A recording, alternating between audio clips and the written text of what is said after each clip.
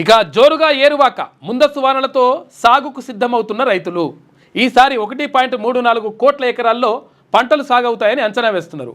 ఇందులో 66 లక్షల ఎకరాల్లో వరి, 50 లక్షల ఎకరాల్లో పత్తి, అందుకు తగ్గట్టు విత్తనాలు, ఎరువులు సిద్ధం చేయాలని చెప్పేసి అధికారులు చూస్తూ ఉన్నారంట.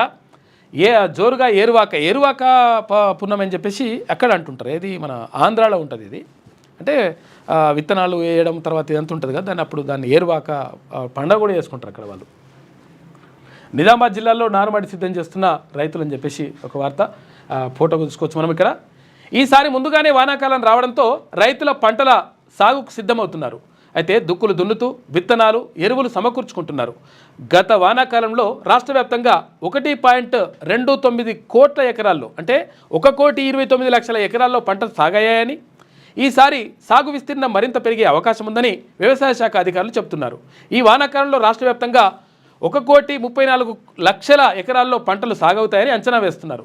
ఇందులో 66,80,000 ఎకరాల్లో వరి, ఇక 50 లక్షల ఎకరాల్లో పత్తి, 6 లక్షల ఎకరాల్లో మక్క, 5,50,000 ఎకరాల్లో కంది, 4,50,000 ఎకరాల్లో సోయా సాగు చేసే అవకాశం ఉందని అంటున్నారు. కాగా ఈ వానాకాలం సీజన్లో ముందస్తు సాగుకు అధికారులు ప్రణాళికలు రూపొందించారని చెప్తా ఉన్నారు. మొత్తం మీద తొందరనే వస్తున్నాయి, వానలు అయితే వస్తున్నాయి. ఈసారి కొంత వానలు కూడా బాగానే ఉంటాయంట. ఉంటే మాత్రం పంటలు మంచిగా వండేటువంటి అవకాశం ఉంటుంది. తర్వాత రైతులు కూడా దీనికోసం ప్రత్యేక ఏర్పాట్లు చేసుకుంటున్నారు.